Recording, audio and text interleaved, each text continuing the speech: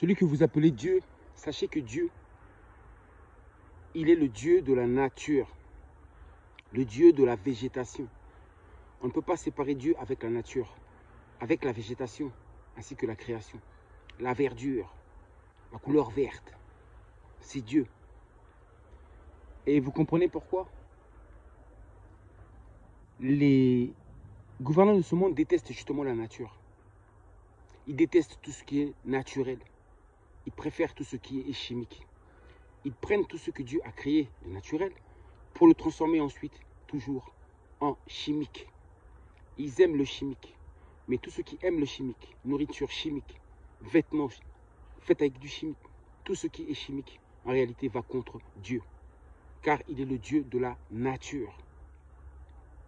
Et je comprends bien pourquoi aussi que dans ce monde, on privilégie l'alcool, par exemple. Moi, je suis là pour dire toute forme de vérité. L'alcool est autorisé.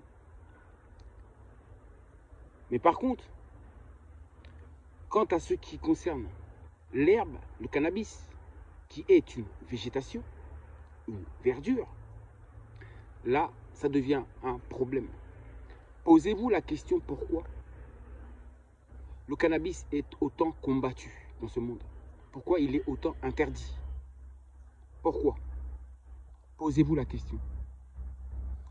Et si il s'attaque à cette plantation, à cette plante, à mon avis, il y a une raison derrière ça. Parce que tout ce qui est bon, on nous interdit. Et on nous donne tout ce qui est mauvais. C'est que quelque part, le cannabis n'est pas mauvais. C'est un fameux médicament pour l'être humain. Et ça aussi, les chrétiens et les croyants ne peuvent pas avoir. On ne peut pas avoir cette vision. Aller au-delà. De voir que c'est fait partie d'une création de Dieu. Et que ça n'a pas été créé pour rien. Parce que tout ce qui existe a une fonction, a une utilité, une particularité. Vous avez vu tous les miracles qu'on accomplit avec le cannabis? Vous avez vu tout ce qu'on peut créer, fabriquer à travers le cannabis, le chanvre? Vous n'imaginez pas le potentiel de cette plante. Le calumet de la paix. Vous savez, si vos dirigeants, là, Poutine, Biden, par exemple, se poser dans un petit coin et se fumer un petit joint d'herbe, le calumet de la paix, je suis sûr qu'ils trouveraient la solution à leurs problèmes. Mais eux, ce sont des cocaïnomanes. Ils prennent des produits chimiques. Raison pour laquelle leur réflexion est chimique. Elle est destructrice. Le bien et le mal, pour moi, n'existe pas vraiment. Pour moi, il existe plutôt la création ou la destruction. L'élévation ou la destruction. Donc, eux, ils fabriquent des choses qui détruisent. Mais ils ne tolèrent pas les choses qui guérissent et qui font du bien. Vous allez dire que les Rastas sont fous. En réalité, ils ne sont pas fous que ça. Ils sont plus proches de vous, de la nature. Ils vivent dans les éléments. Ils sont dans la simplicité. Ils vivent. Les vrais Rastas vivent loin de la société, dans la forêt, dans la tranquillité. Et eux, quand ils fument un joint, c'est une manière pour eux de se connecter avec Dieu, étant le Dieu de la nature.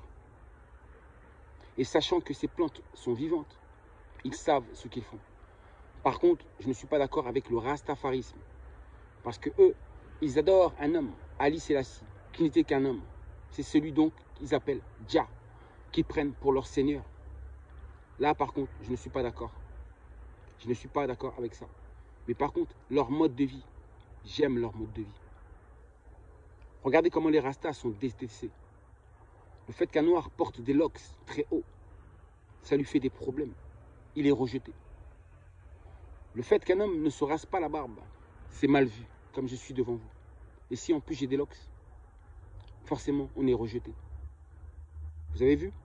Même leur société qu'ils ont créée rejette le naturel. Ils n'aiment pas les êtres qui sont naturels. On nous force à nous raser et à ne jamais être naturel. Aussi, j'allais dire quelque chose. La Bible, j'ai bien dit qu'il y a la vérité là-dedans, mais il y a beaucoup de mensonges qui ont été créés par les écrivains de ces livres-là. Mais par contre, la part de vérité qui se trouve, c'est souvent des histoires, des cultures, des traditions qu'ils ont volées au peuple noir. Et raison pour laquelle les Noirs se reconnaissent dans l'écriture de la Bible. ils s'y reconnaissent. Les Rasta, par exemple, dans le rastafarisme, ils lisent la Bible. Et ils se retrouvent là-dedans. Parce qu'il y a des choses qui sont écrites qui ressemblent au peuple noir. Un peuple qui ne se coupe pas les cheveux, qui ne se rase pas. Ça ressemble bien au Rasta. Peuple naturel. Vous avez compris? Il y a aussi des endroits, des lieux qui nous font penser à l'Afrique. Comme je l'avais dit, une terre où coule le lait et le miel, ça ne peut être que l'Afrique. Terre de richesse. Donc, il y a beaucoup de choses où les Noirs se retrouvent à travers la Bible. En réalité, ça leur appartient, mais ça a été tout simplement blanchi. Vous savez très bien que ce sont les vainqueurs qui écrivent l'histoire. Donc ils se sont accaparés des traditions et des cultures qui appartiennent aux Noirs là-dedans. La circoncision, par exemple. Le fait de couper le prépuce à la naissance. Ça, c'est noir, africain. Regardez par exemple, est-ce que les chrétiens pratiquent la circoncision? Est-ce qu'ils le font? Non, ils ne le font pas. Et pourtant, la Bible, quand la Bible parle, en parlant du peuple élu de Dieu, la Bible parle d'un peuple qui connaît la circoncision. Vous voyez un peu? C'est là que l'homme noir se retrouve. Mais l'homme noir ne doit pas tout prendre, ne pas tout prendre ce qui est écrit dans ce livre. Parce qu'il y a beaucoup de choses qui sont fausses. Et ces choses dont j'ai parlé dans mes vidéos précédentes. Je comprends. Lisez, mais avec un œil averti. Ne prenez pas tout. Car tout ne vous appartient pas là-dedans. Retrouvez les traces de ceux qu'on nous a volés. C'est ce qu'on nous a volé justement. C'est cette partie-là de la Bible, du Coran ou de la Torah où l'homme noir se retrouve. On sait ce qui nous appartient. On reconnaît ce qui nous appartient. Mais ne prenez pas tout, mes frères et sœurs. Toutes les histoires qui sont fantastiques, qui ne respectent pas les principes de la création, n'y croyez pas. Mais par contre, quant au lieu, à certaines coutumes ou certaines traditions,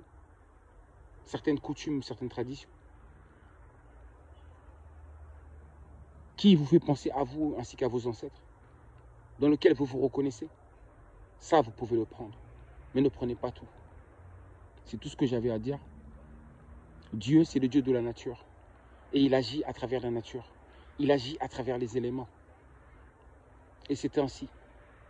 Ça, c'est la chose dont les religieux ne vous parlent pas, dont les religions ne vous parlent pas.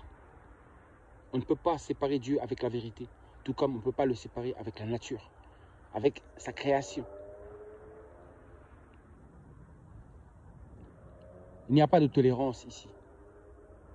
Comme disait l'autre, vous acceptez que une vache puisse brouter de l'herbe, mais vous n'acceptez pas qu'un homme puisse fumer de l'herbe. Le cannabis, c'est mal vu, mais l'alcool est toléré. Quand on boit, il n'y a pas de problème. Mais quand on fume de l'herbe, il y a un problème.